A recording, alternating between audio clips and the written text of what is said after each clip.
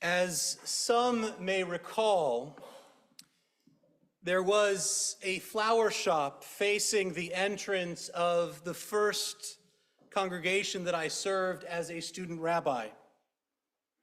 Every year, the shop supplied the bima flowers for the synagogue, and every year on Yom Kippur, they would put a sign in their shop window that said, "Happy Yom Kippur." It was a lovely sentiment, even though I would not describe this as a happy day. The solemn, transcendent Kol Nidrei melody we heard at the beginning of our worship sets an introspective tone. As past presidents of our congregation and the current president of our congregation hold Torah scrolls and the plaintive melody crescendos, today we confront death and contemplate our mortality. In preparation for Yom Kippur, we twisted on every light bulb in our memorial boards. We began our worship by lighting a memorial candle to recall those whom death has recently taken from us, as well as loved ones who were once part of our High Holy Day celebrations and now are present only in our memories. In the words of Rabbi Amy Eilberg, on Yom Kippur we enact a 25-hour period of practice for the experience of dying. Deprived of food and drink, dressed in a tallis or even a kittel, reminiscent of the white of burial shrouds, we are constantly reminded that the gates will soon close and we come face to face with our own mortality. Every other day of the year, we think about what goes into our bodies. And Yom Kippur, fasting, is an acute expression of the dying process as we instead focus on the words coming out of our mouths. Every other day, we go out of our way to avoid contemplating mortality and death. We use euphemisms to avoid confronting even the idea of death in our conversations. We use words like lost and past to deflect the difficult and sometimes terrible reality that our loved ones are gone forever, and we will never again be able to interact with them. Joan Rivers once commented about death euphemisms. It sounds like we took mom to Costco, left her in aisle 3, and lost her there.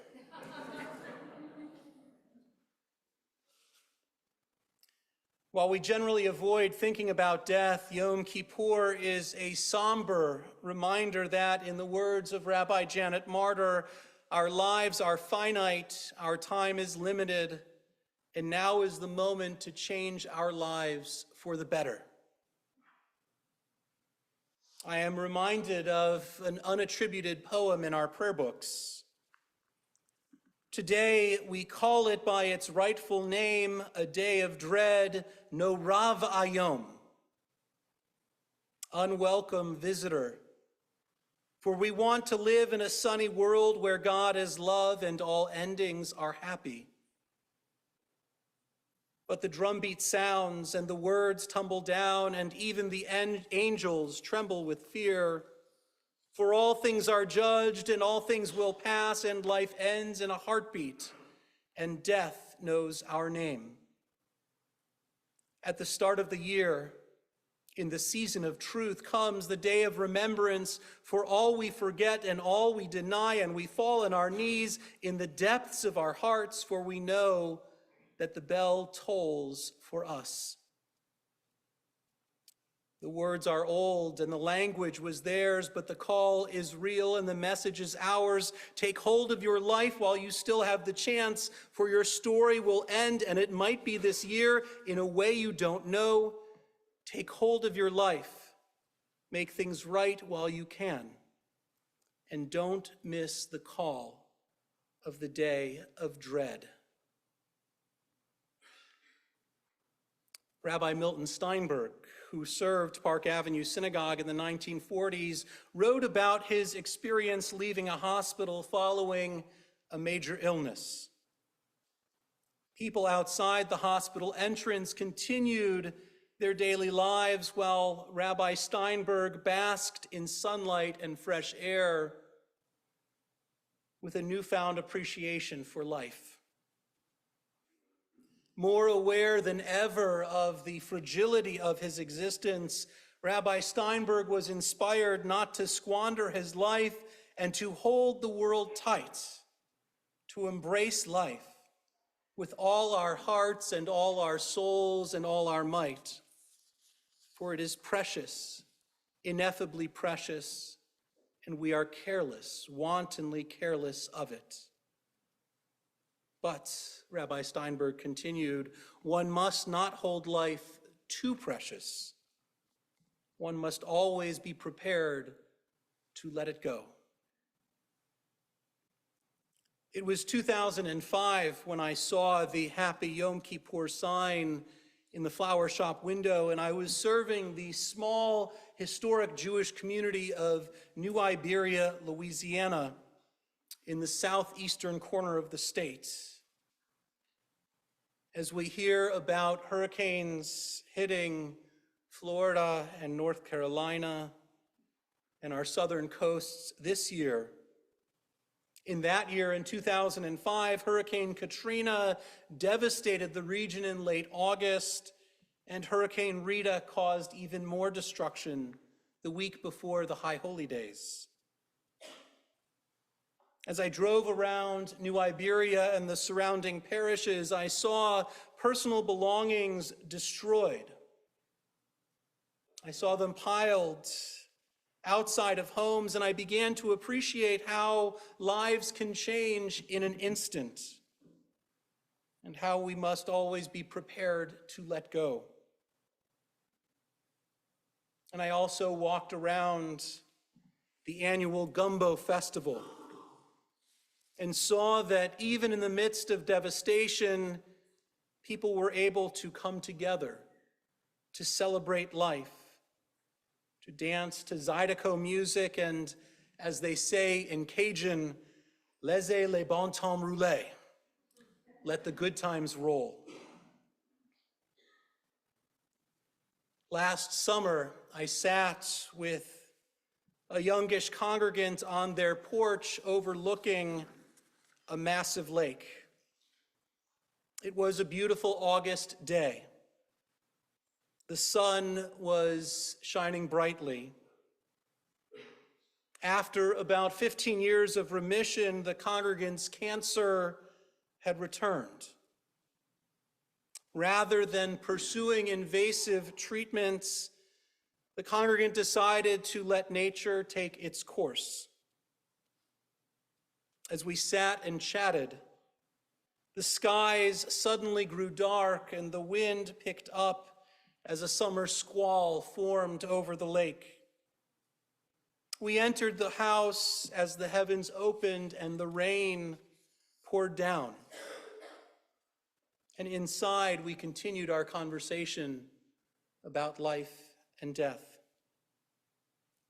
Sitting with someone whose life had just changed, who made an impossible decision to stop treatment, watching the weather change so suddenly and drastically outside was a transcendent moment. I was appreciative of the sunlight before the storm and newly appreciative of the sunlight after the storm had passed. and even more understanding of the fragility of our existence. In that moment, I could not help but blurt out the words of Psalm 92, Ma gadlu ma'asecha Adonai. How great are your works, O God. I was reminded of Viktor Frankl's account of an experience he had while imprisoned at Auschwitz. He wrote, one evening when we were already resting on the floor of our hut, dead tired, soup bowls in hand, a fellow prisoner rushed in and asked us to run out to the assembly grounds and see the wonderful sunset. Standing outside, we saw sinister clouds in the west and the whole sky alive with clouds of ever-changing shapes and colors from steel blue to blood red. The desolate gray mud huts provided a sharp contrast, while the puddles on the muddy ground reflected the glowing sky. Then, after minutes of moving silence, one prisoner said to another, how beautiful the world could be. I do not think of God as sitting around painting every beautiful sunset or the fall foliage or conjuring a rainbow after a storm or even the aurora borealis we might see tonight. Yet how can I not express appreciation and awe when witnessing or experiencing something that is supernatural, exceptional, beyond the customary? We tend to focus on the big fish or the whale in the story of Jonah that we will be reading tomorrow afternoon. But at the end of the story, God provided a plant to shade Jonah from the blazing sun, and Jonah rejoiced with joy. The next day, a worm destroyed the plant, and an oppressive wind made Jonah miserable. It is a reminder that life is transitory. Sometimes nature is not beautiful, and some endings are not happy. That is why we should appreciate the sunshine while we can. Over the summer, I planted sunflower seeds in our yard. I tended the seeds, feeding them water and Miracle-Gro. About 10 massive stalks grew, over 9 feet. I'm not exaggerating. They're still standing tall if you want to drive by our house. I am amazed that something grew from a tiny seed to a giant flower in only a few months. And while the seeds were planted together and watered together and fed together, the stalks did not grow uniformly. One stalk branched off sideways without producing a bud. One stalk sprouted dozens of flowers, large and small, while other plants produced only a single massive blossom. One plant flowered weeks before the others. Again, I am reminded that the natural world is not perfect, that cells, the building blocks of life in our plants and in our bodies, sometimes replicate predictably and become a beautiful flower, and sometimes replicate unpredictably and become a malignant tumor. The tension of reality is captured in the Unatana Tokef prayer that we will read tomorrow, which reminds us we cannot choose who will live and who will die. We cannot know who will be stricken with disease and who will be struck by lightning, who will be a victim of violence or a victim of climate change, who will be healthy and who will experience a cancer of the body and who will experience a cancer of the soul. We can, however, choose to live better, choose to deepen our quality of life. Without knowing when we might take our last breath, we should enjoy each and every breath we take. The section of Torah we will read tomorrow morning reminds us to choose life so that you and your children may live by loving, obeying, and staying close to Adonai, your God. God's presence can bring us comfort and discomfort in times of illness and sorrow. We may pray for healing and hope. We may feel anger with God at the injustice of illness and righteous suffering. And we may also be in awe of the intricacy of our bodies. Rather than becoming paralyzed at different points in our lives, we can instead be comforted and progress by holding God close and by holding our families, our friends, and our tradition closer. Judaism and Jewish community help us to understand our greater purpose in the world, the reason for our existence. They help us transform the mundane into the sacred.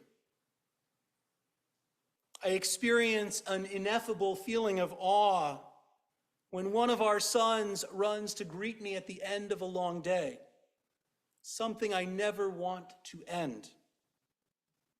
I fondly recall when our 9-year-old used to greet me the same way that our 20-month-old now greets me.